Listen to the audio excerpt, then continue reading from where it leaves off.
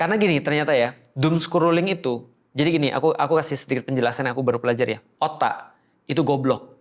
Anda harus ngerti ya, otak itu goblok. Makanya di kita kan ada idrok namanya, kesadaran ya. Nah kesadaran tuh di atasnya otak. Otak tuh goblok. Kenapa otak tuh goblok? Otak itu senantiasa nyari jalan pintas.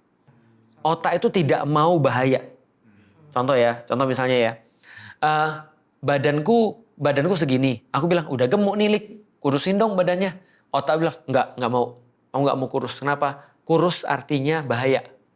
Karena siapa tahu besok nanti ada kelangkaan apa. Besok terus kemudian ada banjir. Besok terus kemudian ada gempa. Terus nggak ada makanan, lu gimana?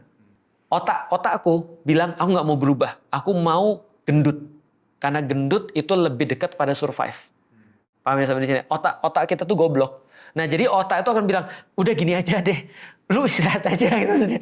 Maka otak kita ya, begitu kita stres, dia tahu nih, kita lagi stres ya, hormon kortisol keluar, itu sinyal bagi otak untuk, otak bilang gini, oke, semua badan stop untuk bakar lemak. Karena kita lagi bahaya.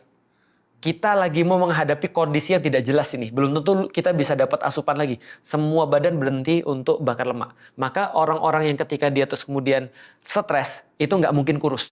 Jadi stres itu tidak bisa untuk membuat orang bakar lemak. Yang kedua, otak ketika dia dapat sesuatu yang mudah, dia akan ngerekam itu sebagai sesuatu yang bagus. Contoh ya, antum scrolling nih, otak bilang, bagus nih. Karena dopaminnya keluar juga. Nah, makanya orang bilang kan semenjak zaman AI dan zaman teknologi, orang lupa bahwasanya proses itulah kebahagiaan. Nah, kalau misalnya nonton banjir tuh. Nah, itu dopamin rush. Nah, otak ini ketika ngeliat dapat dopamin rush, dia minta terus. Di titik itulah antum sampai scrolling, sampai antum pusing, tapi antum masih scrolling. Antum sudah hamba, tapi antum masih tetap mau scrolling. Nah, di titik itu antum sudah lost. Itu namanya PFC-nya rusak.